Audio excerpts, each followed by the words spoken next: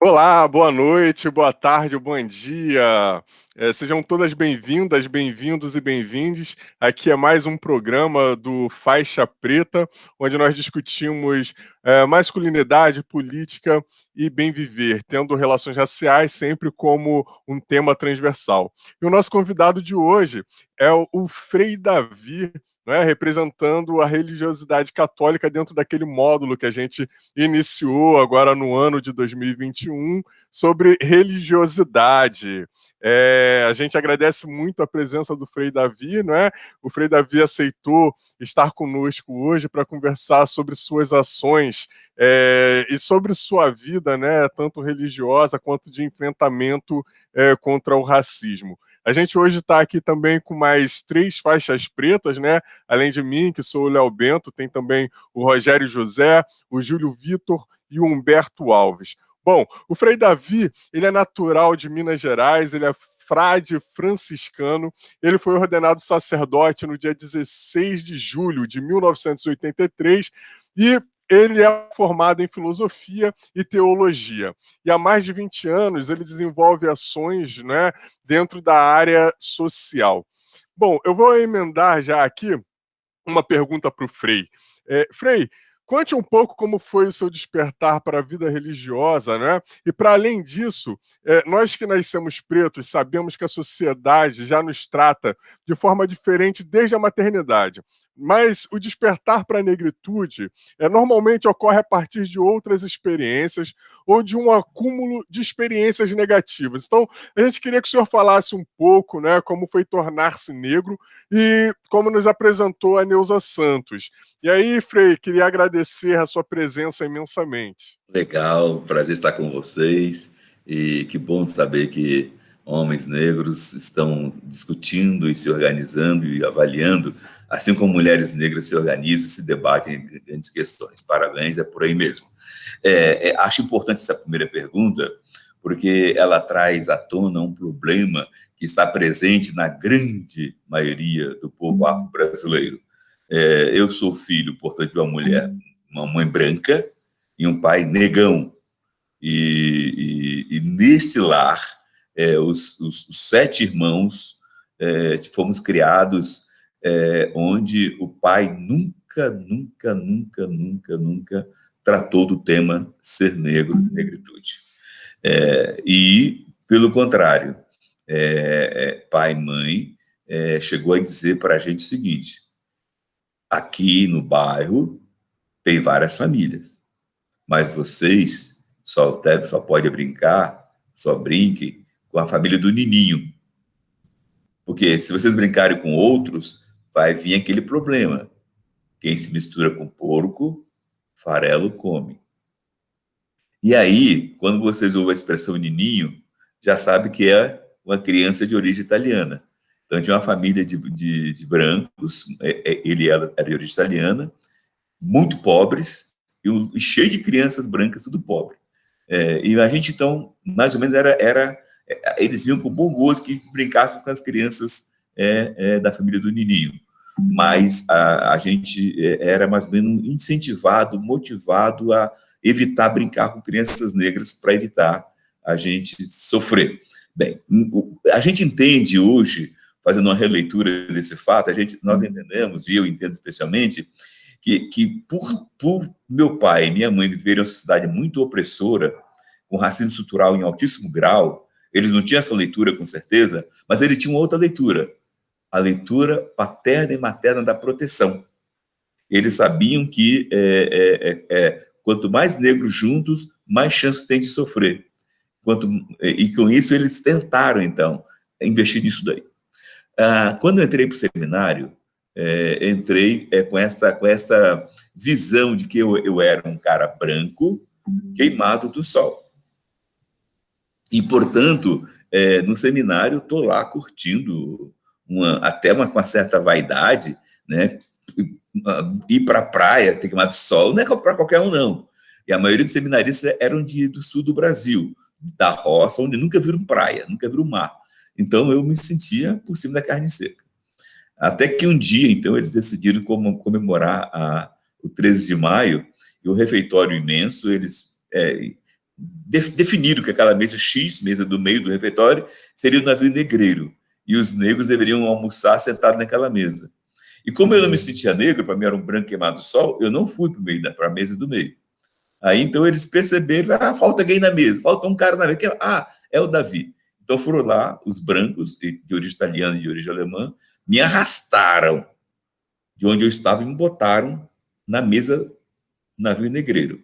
Então, aquilo para mim foi assim, uma ofensa muito grave. Eu, então, reagi fortemente e não quis almoçar e subi para arrumar a mala e ir embora do seminário.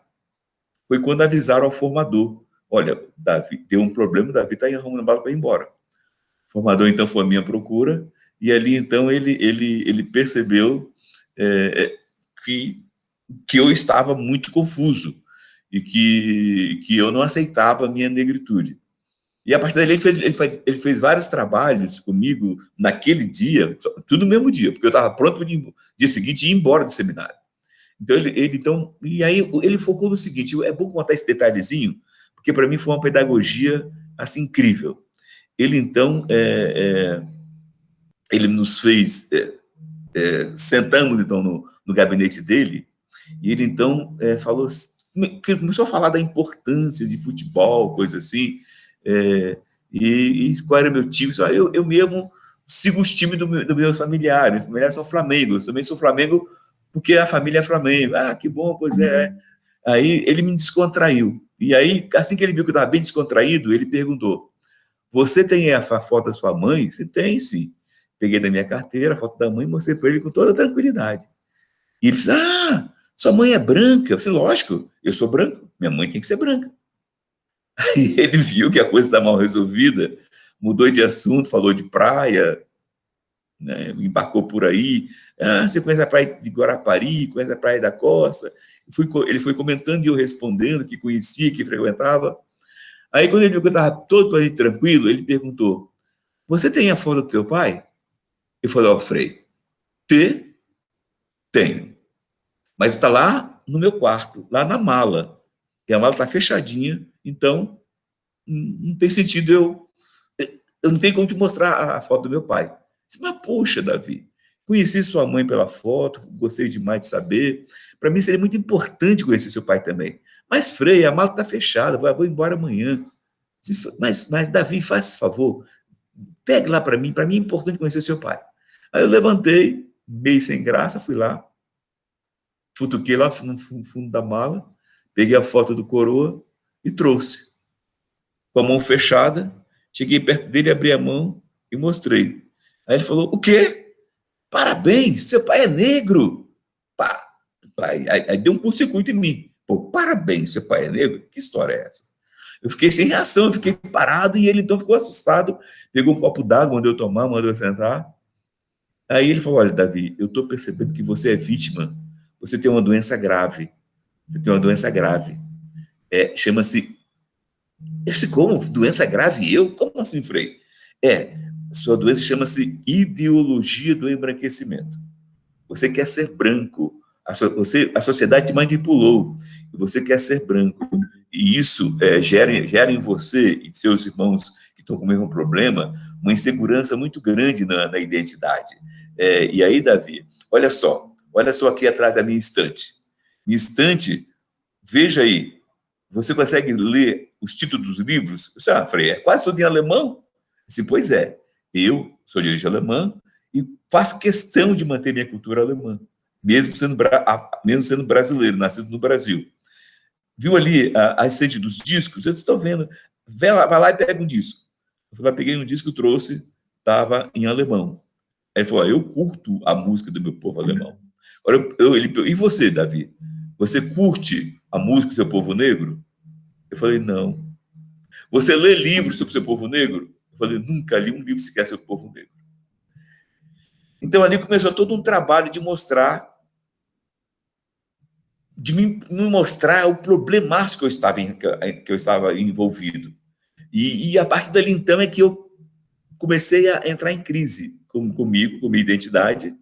Eu pedi a ele para suspender a conversa, que eu não estava aguentando mais, eu estava muito tenso, muito... Eu estava sem chão. Eu entrei no quarto dele como um branco queimado do sol. Agora ele fala que eu sou negro. E eu não aceitava ser negro. Porque negro, na sociedade brasileira, era ser a escória, era ser o resto do resto. E aí eu falei, eu não aguento mais, eu tenho que descansar, que eu estou muito cansado, a reunião aqui me deixou muito estressado. Por favor, me deixa eu ir embora.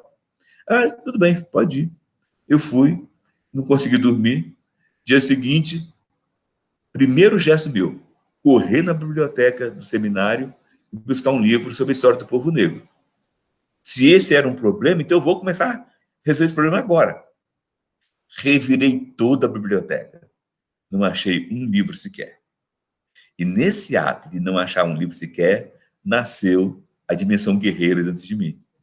Eu fui lá, de maneira muito assim, pá, Frei, eu sei porque eu não assumi a negritude. Vocês são os culpados. Vocês brancos, vocês têm o poder na mão, o dinheiro na mão. Olha só, rodei toda a biblioteca e vocês nunca compraram um livro sobre a história do negro. Lá está lotado de livro de alemão do seu povo.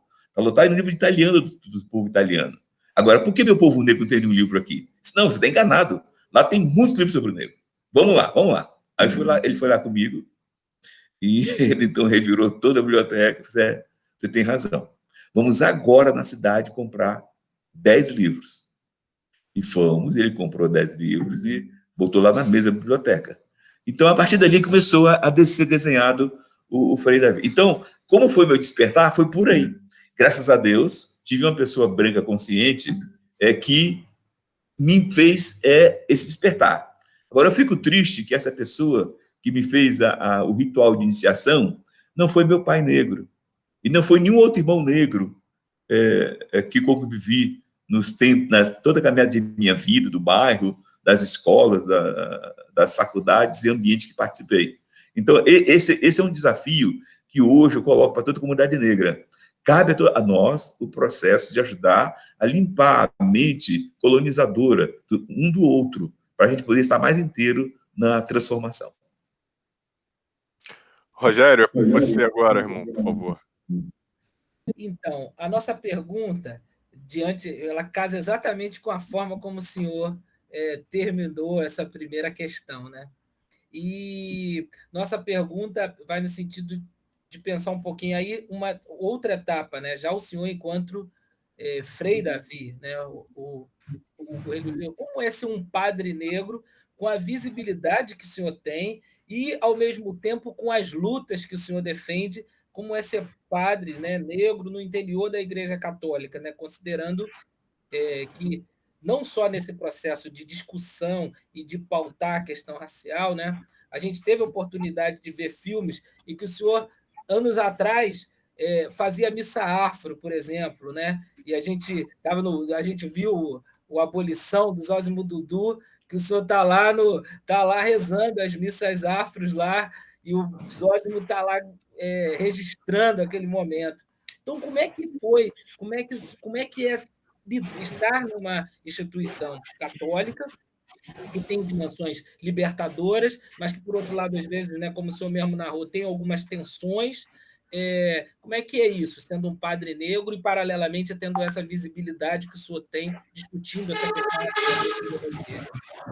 Todas as instituições presentes na sociedade brasileira são exageradamente racistas, todas. A Igreja Católica, inclusive, e talvez uma das maiores racistas do Brasil. Para quem é evangélico, é bom saber também de uma informação breve, porque, infelizmente, todas as expressões cristãs ela tem um grau de racismo altíssimo. Vou dar um exemplo. Assim que o Brasil liberou, assim que o Império Brasileiro liberou a possibilidade de evangélicos fazer o trabalho de evangelização com a visão evangélica no Brasil, os evangélicos que vieram para cá, os primeiros, foram norte-americanos. E eu pergunto a vocês, por acaso, naquele tempo, ou há 40 anos atrás, ou hoje, vocês conseguem ver no dia a dia, ou pelo menos uma vez na vida ou na morte, vocês conseguem ver algum pastor negro norte-americano consciente fazendo pregação aqui no Brasil? Pois é, não conseguem. Então, quando o Brasil liberou para os evangélicos para o Brasil, os evangélicos sentaram lá nos Estados Unidos e combinaram não deixar vir para o Brasil pastores norte-americanos negros. Por quê? Porque nos Estados Unidos, os pastores norte-americanos negros foram os grandes propulsores da consciência e da luta por direitos do povo negro. Se vocês observarem, quase todos os líderes negros norte-americanos são cristãos, ou evangélicos, ou católicos, ou de outras religiões, mas eles souberam com muita propriedade usar a religião como ferramenta de libertação do povo negro. Então assim que eu me despertei e assumi minha negritude, decidi colocar todo o meu sacerdócio a serviço do despertar do povo afro-brasileiro. Bem, isso tive um preço caro a pagar. Pra você ter ideia do preço caro que eu paguei, eu fui expulso de 4 dioceses, porque lá eu trabalhava o tema do negro. E de modo que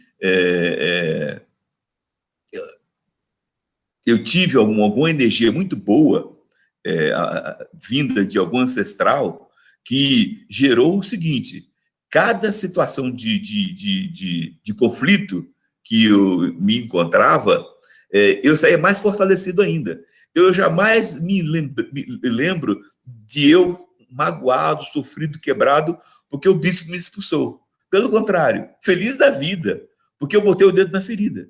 Se ele me expulsou, é porque eu fui direto no ponto. Então, eu saía realizado, feliz, porque cumpri minha missão. Ia para outra diocese. Na outra diocese, eu não permitia mudar. Eu era aquele homem, aquela pessoa, e tinha a missão de ajudar no processo de tomada de consciência do povo negro. Ia com tudo para cima. Então, ou seja, minha vida foi sempre assim. Já passei por mais de 200 conflitos na Igreja Católica, e essa semana mesmo, no grupo de zap dos padres, um padre falou assim: Frei Davi, você não percebeu ainda que você está incomodando quando coloca aqui no grupo de zap vitória do teu povo negro? Então, ou seja, nada está resolvido. Está tudo aí em processo. E então, na Igreja Católica, a gente nunca deixou de fazer esse trabalho de conscientização, e a gente sabe que é água mole em pedra dura, tanto bate até que fura. Humberto, por favor, é você. Frei Davi, seguinte, acompanhando a sua trajetória de muitos anos, a gente vê a questão religiosa e as ações, né, sociais andam junto. Na verdade, o EduCAF, para mim, é um movimento social. O que acontece? Inclusive, há uns anos atrás, estava vendo uma matéria no jornal que tinham 2 movimentos que a Polícia Federal tomava conta. Era o Movimento Sem Terra e o EduCAF, porque estava naquela ocasião que vocês faziam aquelas ações com as correntes, estavam se amarrando. Em Brasília, acho que era o governo Lula. Acho que era o governo Lula. E aí eu queria saber um pouco da sua trajetória, o impacto que cria isso na juventude negra que passa pela EduCAF, né? E qual o impacto dessa juventude? Porque eu mesmo vivenciei muitas mudanças, muitos livros eu li lá no Quilombo. Eu mesmo iniciei alguns livros lá no Quilombo, alguns anos atrás. Então, qual é o impacto dessa galera que passa por lá, Davi? Na verdade. Você está se referindo ao Salão Quilombo que existia lá na igreja de São João de Meriti? A igreja de São João de Meriti. Marcou muito aquele Salão Quilombo. Foram momentos assim, de muitas alegrias, de muitos embates positivos e com muita graça, alegria, charme e vigor cultural. Como é que se deu? Eu até hoje me pergunto como Zumbi, Dandara permitiu que tanta gente boa colasse em nós, acreditássemos em nós, negros e brancos, e permitiu fazer toda essa revolução com a juventude. Ainda hoje tenho uma alegria de partilhar com vocês que me reuni com mais ou menos uns 30 advogados negros formados pela EduCafro e que e que todos hoje estão focados na advocacia penal, criminalística. E estamos iniciando um movimento para que os advogados criminais negros se organizem para lutar contra a matança de jovens negros. Olha que até então não aconteceu isso no Brasil. Que eu saiba, nunca houve reunião de negros criminalistas para fazer um movimento nacional contra a matança de jovens negros. E isso, portanto, hoje teve mais uma reunião desse grupo, foi às 14 horas, e foi uma reunião muito graciosa, muito rica, muito firme, com pessoas convictas. Eu chorei de emoção depois, ao ver aquela piazada toda chegou para mim, quase que crua. Hoje tem um poder de fala que eu fico assim, caramba, que crescimento incrível, né? Portanto, hoje é a hora da gente mudar o patamar da causa. No primeiro momento, foi articular a juventude e fazer a juventude abraçar essa causa. Agora é pegar essas pessoas de meia idade que já abraçaram a causa e fazer com que eles se articulem para mudar o Brasil a partir da visão do povo afro-brasileiro. De modo que eu sinto que agora vai pipocar no Brasil inteiro organizações negras focadas em aspectos, mas todas elas sintonizadas com um processo bonito de libertação do povo negro. Júlio, por favor. Boa noite, Frei. A minha pergunta aqui é para o senhor, né, em relação às cotas raciais. Eu pude acompanhar uma parte de toda essa luta, né, mas né, o senhor está há muito mais tempo do que eu, e eu percebo que ainda existe um ataque às ações afirmativas e às cotas raciais nas universidades, só que ele está um pouco mais sofisticado. Né? A gente que acompanhou naquele auge da luta pelas ações afirmativas, né, livros do Ali Camel, por exemplo, Não Somos Racistas, editoriais no Jornal Globo, na Folha de São Paulo, e agora a gente não vê isso com tanta clareza, mas eu queria saber do senhor como é que o senhor vê o cenário hoje em dia, né, e como é que estão esses ataques ainda às políticas de ações afirmativas. Existe um risco disso retroceder, né, da gente perder isso tudo que já conquistamos? Como é que o senhor está vendo o cenário atual? Olha, não sei se vocês viram, o único debate que o Bolsonaro participou durante a campanha, que foi na TV Cultura. Chegaram a ver esse debate do Bolsonaro? E, para minha surpresa, me escolheram para fazer a pergunta para o Bolsonaro. Você lembra da minha pergunta para ele? Pois é importante que ali ele deixou bem evidente que ele ia pautar o governo dele ser eleito em acabar com esses privilégios que a negrada inventou. E aí, no máximo, ele podia deixar uns 10% de cota. Ele foi bem evidente. Então, se tiver que deixar, vou deixar uns 10% de cota. Então, como é que está essa luta hoje? Todas as coisas que ele tentou fazer para nos quebrar, a gente foi para a justiça, no embate. Por exemplo, nós conquistamos cota para negro no mestrado e doutorado, nas universidades federais. Então, ele e aquele ministro da educação doido que ele tinha, fez um decreto cancelando o decreto que definia a cota do mestrado e doutorado. Entramos na justiça, ele foi obrigado a cancelar o decreto que cancelava os nossos direitos. Então, por enquanto, todas as demandas nossas que ele tenta botar o dedo, a gente imediatamente vai para cima, com brancos e negros de mãos dadas e com estratégias usando um instrumental do poder, que são as leis. Então, eu sugiro e convoco meus irmãos e minhas irmãs negras para usarem mais as leis a nosso favor. Há muita brecha que nos dá direitos e nós não estamos correndo atrás. Por exemplo, eu acho que a maioria de quem está aqui ouvindo este debate, esse momento de diálogo, não sabem que nós, negros, temos direito a ter 20% de todos os cartórios do Brasil na mão de negros. No entanto, por quê? Por que temos direito? Porque a Constituição brasileira definiu que os cartórios não podia ser propriedade de pai para filho, que passava de pai para filho. E os cartórios eram serviço público e que, portanto, tinha que ter concurso.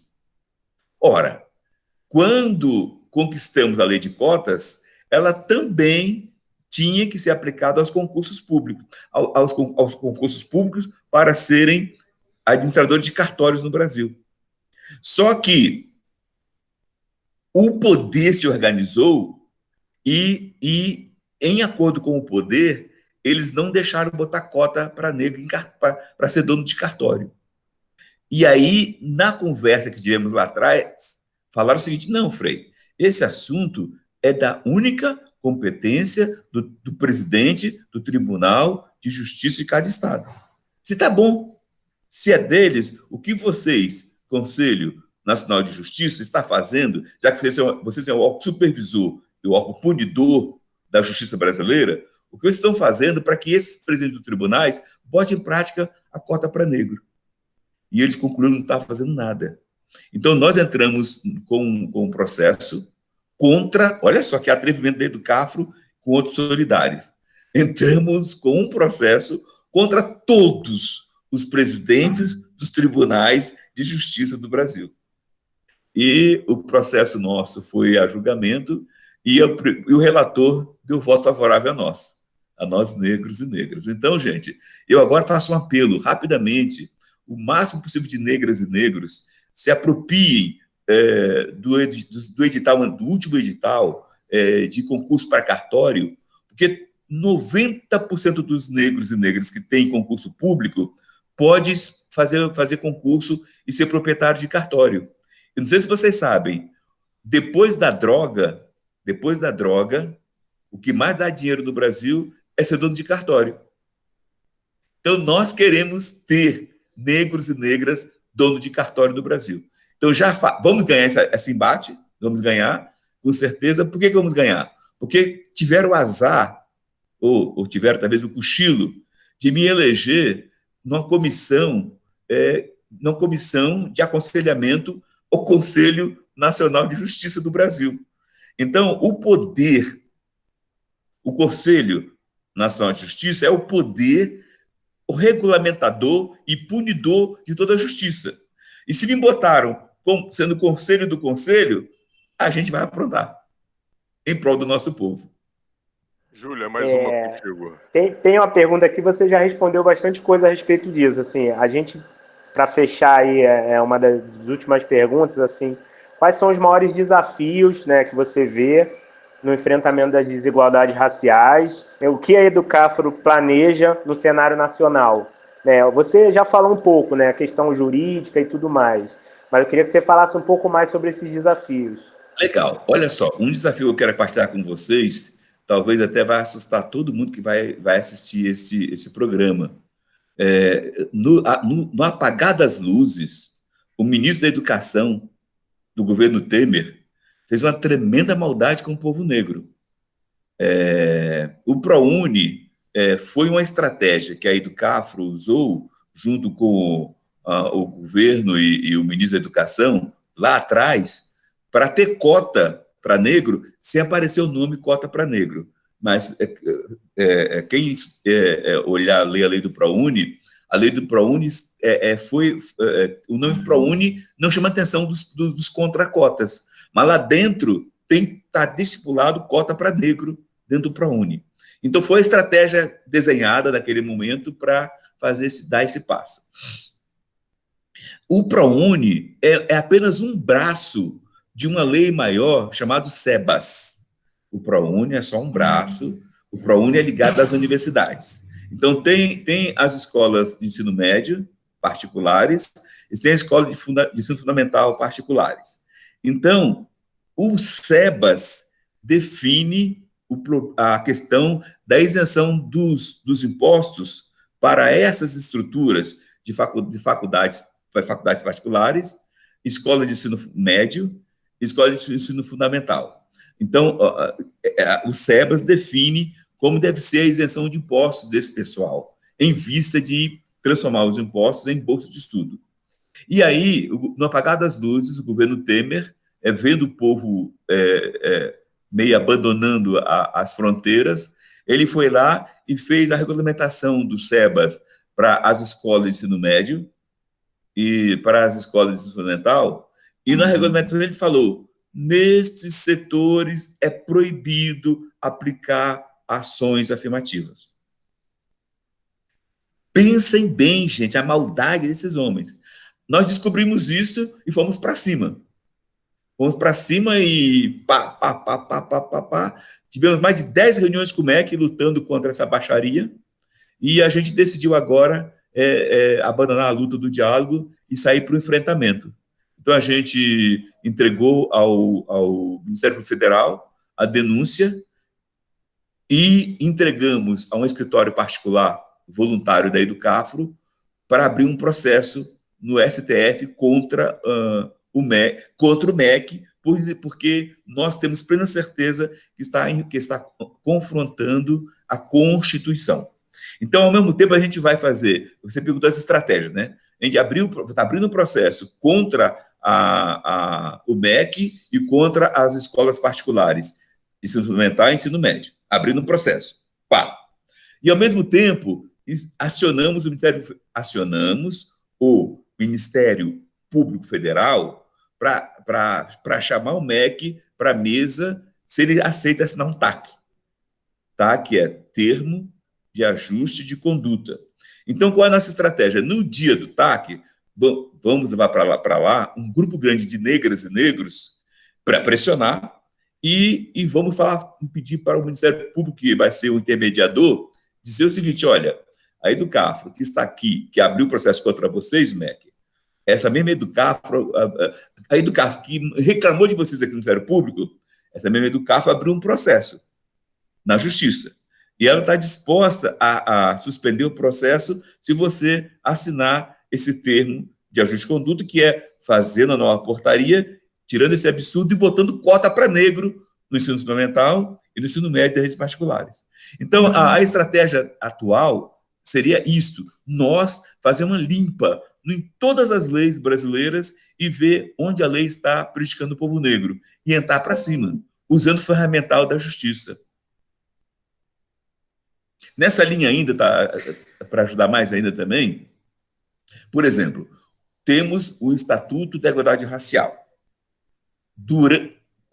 A versão que nós fizemos, nós que eu falo é o conjunto da comunidade negra, com os deputados e senadores, a primeira redação, a lei era tudo artigos determinativos. Por exemplo, determina que todos os meios de comunicação tenham 20% de cotas em todos os cargos da televisões, rádios, jornais. Determinativo, determino. Lá, os deputados e senadores tirou a palavra determino e botou autorizo.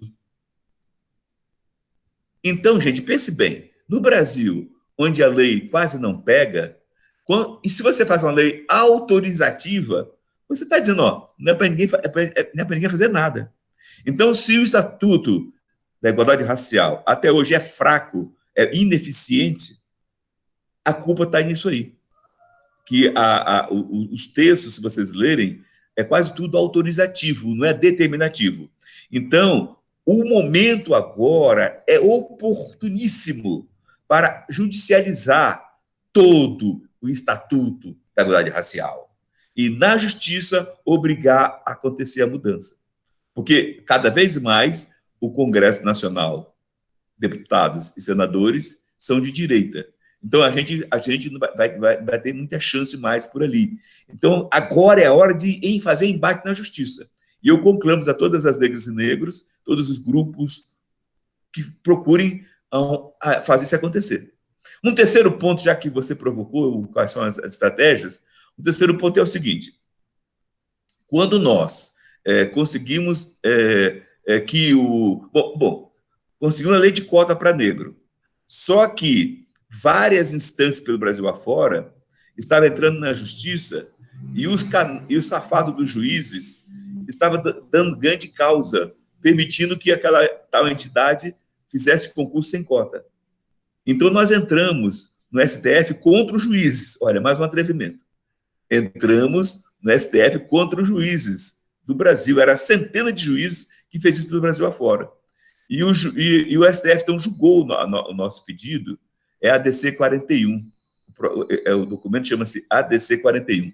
O Supremo julgou e deu de 10-0 a nosso favor, e determinando, obrigando todos os juízes que deu sentença contra a lei de cotas que rasgasse sua sentença e botasse em prática a lei de cotas. Isso foi extraordinário. E com isso, então, nós conquistamos dezenas de situações positivas. Então, agora, quando eu falo para judicializar, é a mesma coisa. O STF pode fazer aquilo que deputados e senadores não tiveram coragem. Quinto exemplo. Recentemente, a Educafra entrou no Tribunal Superior Eleitoral para exigir que o dinheiro, a verba eleitoral, fosse partilhada de igual para igual entre negros e brancos. Ganhamos. E aí, o Tribunal Superior Eleitoral nos reconheceu nossos direitos e determinou que seria aplicada a lei em 2022. A gente aplaudiu e saímos correndo com outro processo no STF. STF, nós estamos tão certo que o Tribunal Superior Eleitoral reconheceu e nos deu esse direito. Mas, injustamente, o tribunal quer prolongar essa injustiça por mais 2 anos. E nós achamos que o STF é guardião da Constituição e das leis, não pode permitir que isso perdure. Aí o STF foi e nos deu de 10-0, 10-1, a vitória, e aí a lei da repartição da verba foi aplicada agora, em 2020 ainda. Então, para nós, é isso aí. Nós, negros e negras, temos que usar as estratégias de empoderamento usando as brechas da lei, do sistema. A gente pega o sistema para dar o golpe neles. Dar o golpe, não. Exigindo nossos direitos. Na verdade, nós estamos fazendo tirando o golpe que deram em nós. Frei, a gente gostaria de agradecer muito aí a presença do senhor, né? A gente já trouxe todas as perguntas que a gente tinha, e como é de praxe aqui, né, no Faixa Preta, a gente pede para todas as convidadas e convidados que participam conosco para que indique um livro, né, de leitura que o senhor tem, assim, de predileção, que o senhor acha que todas as pessoas, principalmente pessoas negras, precisam ler, e já encaminhar aí para nosso encerramento. Frei, mais uma vez, muito obrigado. O livro que eu solicito que todos leiam é esse aqui, Para nós, é fundamental que Escravidão, volume 1, do primeiro leilão de cativos em Portugal até a morte de Zumbi dos Palmares. O autor é um irmão nosso, branco, solidário, Laurentino Gomes, que faz um trabalho muito, muito rico. Ele é também autor da obra 1808, segunda obra 1822, terceira obra 1889. E agora ele está com a série de 3 volumes sobre escravidão. E é fundamental que todos nós negros nos apropriemos desse poder de pesquisa que tem qualidade científica máxima. Então, eu oriento esse livro para todos vocês. Perfect.